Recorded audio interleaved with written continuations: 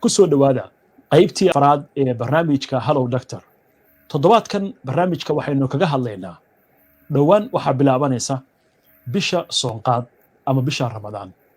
Haddaba si gaar ah waxaynu barnaamijkan ugu eegi doonaa Ramadaanka iyo cudurka macaanka ama diabetiga. barnaamijka waxaa inoogu martiya Dr. Abshir Cabdulla Mansuur oo aad kala socoteen qaybihii hore ee barnaamijka Hello Doctor. Dr. Abshir aad iyo aad baan kugu mahadcelinayaa waqtigaaga. haddii alla idmo waxaan guda gelaynaa bishii Ramadaan ama bishii soonqaad Ilaahay nagu gaarsiiyo caafimaad iyo cimri dheer. marka ugu horeysa waxaan rabaa inaad sharaxaad kooban aad inaga siiso qofkii cudurkii qabay haddana doonay inuu soomo sida arrintaasi ay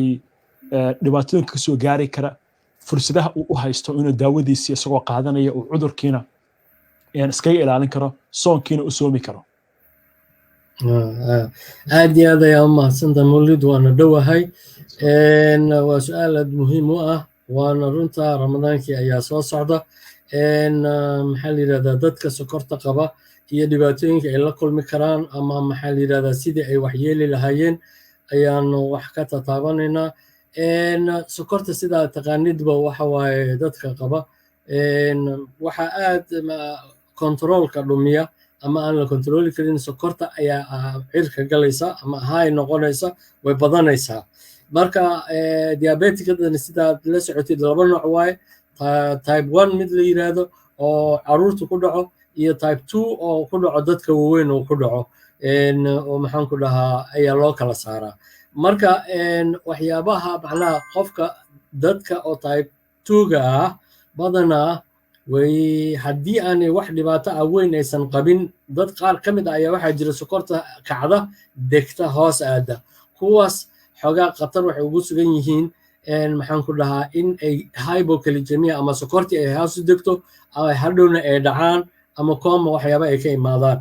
laakiin badanaa ma dhacdo kuwa type 2ga ah ama dadka waaweyn ku dhacdo oo keenay cayilka iyo sedentariga iyo waxyaabahaas keenay. kuwaas caadi ahaan ayagoo qaadanaya kaniiniyadooda oo tabletkooda qaadanaya oo is ilaalinaya ayay soomi karaan oo Ramadaankii way wadi karaan. haddii lacalla qofka insulin qaadanayana saas oo kale oo macnaha uusan tablet ahayn insulin loo bedelay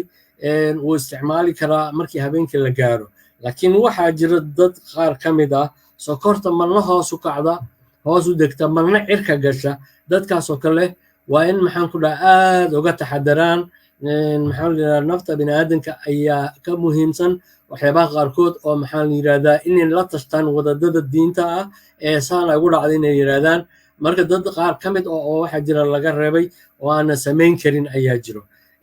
type 1 marka u imaadid, type 1 waxa waaye insulin oo dhan maba jirtaba, macnaha ciyaalkay ku dhacdaa ma soo saaraan insulinay qaataan. inkastoo kuwaas laftirkoosa aan arkay dad badan oo isticmaala ayagoo sokortii maxaa la dhahaa Ramadaankiina samaynaya, habeenkiina ay isticmaalaan insulintooda isticmaalaan. kuwaas khatar zaa'id ah ayay leeyihiin maadaama maxaa la yidhahdaa insulin dhan meesha ma taalo. mararka qaarkood marka ama sokortii ay cirka geli karto ama maxaan ku dhahaa hoos u dhici kartaa, ayagana in laga fiirsado ay aad u baahan tahay. waxyaabaha sokorta oo dadka type 2ga ama qaybta labaad keenaya waxyaabaha oo zaa'idinaya waxaa cayilka. marka Ramadaanka qaar ka mid ah wuu u fiican yahay, waxaa u imaanaya inay miisaan dhumiyaan ayay u imaanaysaa markii cuntadii laga go'o.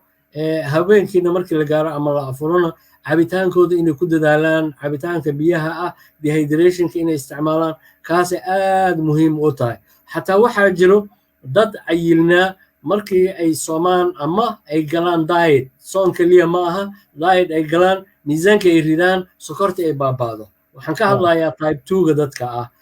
habkaas ay ula dagaalamayaan. laakiin type 1 waa aaday xoogaa complicate u yahay, uu iska dhib badan yahay.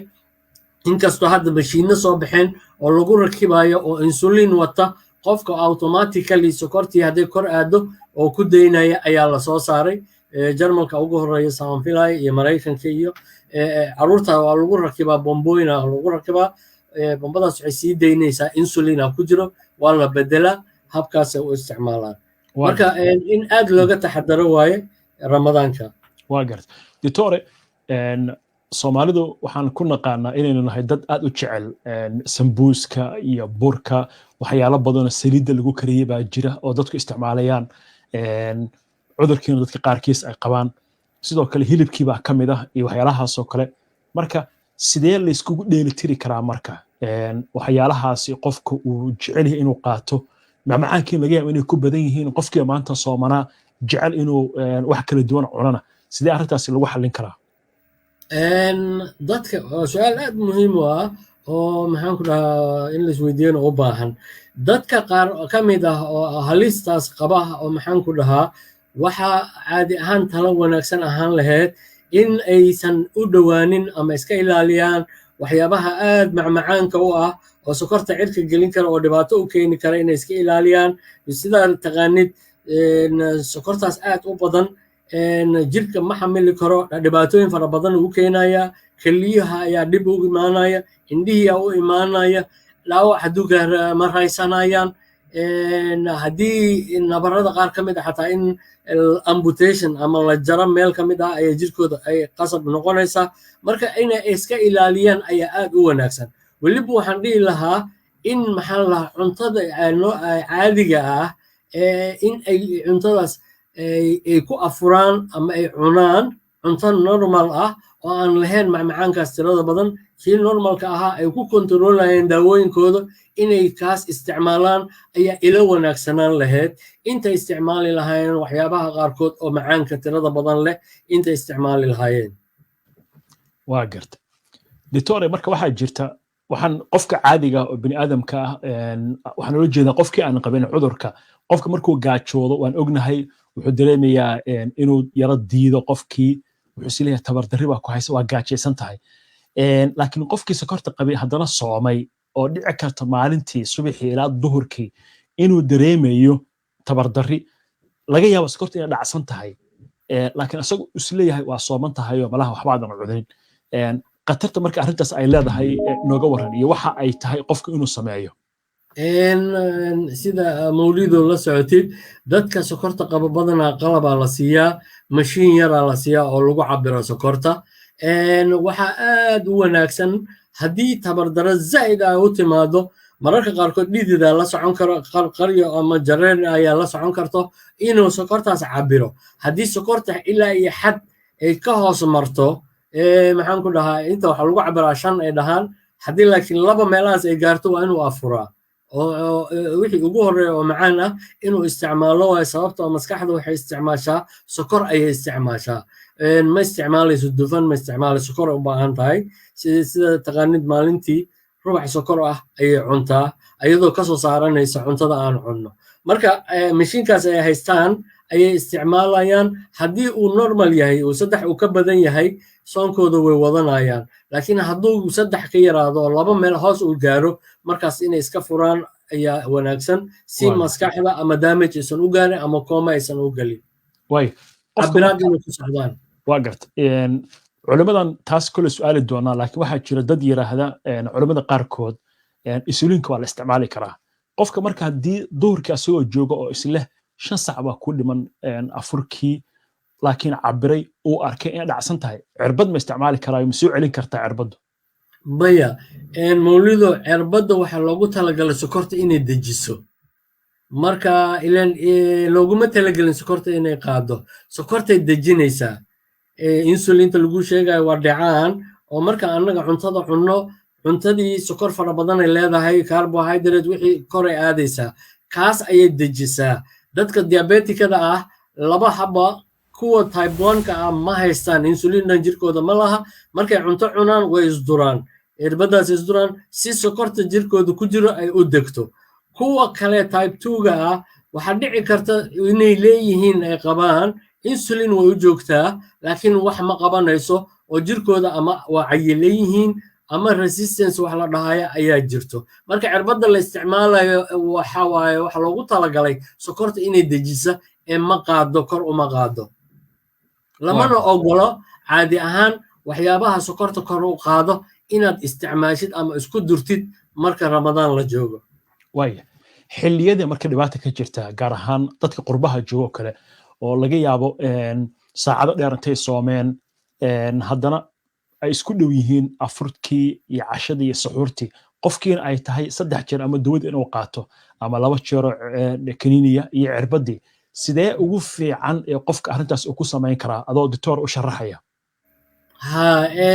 marka ugu horeyso haddii daawada uu 3 jeer qaadan jiray macnaheedu waxa waaye 3 jeer ayuu cunto cuni jiray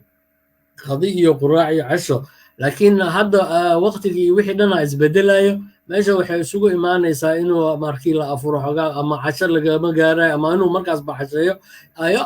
ama inuu markaas suxuur ay ku xigto dadka qaar ka mid ahna waxay sameeyaan way afuraan way casheeyaan ma suxuurtaan way ka boodaan markaas dadkaas oo kale inay 2 jeer kaliya isticmaalaan oo insulinta ama ay qaadanayaan ama kaniiniga isticmaalayaan xadka limitkii loogu talagalay ay yareeyaan ayaa aad u habboon si aysan dhibaato ugu imaanin isla cuntadii ay cuneen dhulka aysan u dejinin isla habeenkii aysan dhibaato u imaanin ilaa iyo maalintiina waa inay gaajoodaan macnaha gaajo ay ku joogaan marka waxay tala ahaan siinayaan ama tala la bixinayaa in ay muhiim tahay in ay saxuurtaan saxuurtaas waxay haynaysaa maalintii oo dhan ayay jirkaaga haynaysaa inkastoo iyada laftirkeedaba ay go'ayso ay hoos aadayso marka dadka oo sokorta qaba way u sii daran tahay waa in ay maxaan ku dhahaa aad waxa u wanaagsan inay iska saxuurtaan waa gartay waa hagaag دكتور أبشر عبد الله منصور ودكتور كاول جلا مجالات لندن أي وها وبرنامج كان إنه مرتيها دكتور أبشر آد مكومة عنيا وقت جزاكم الله خيرا هذه يا ما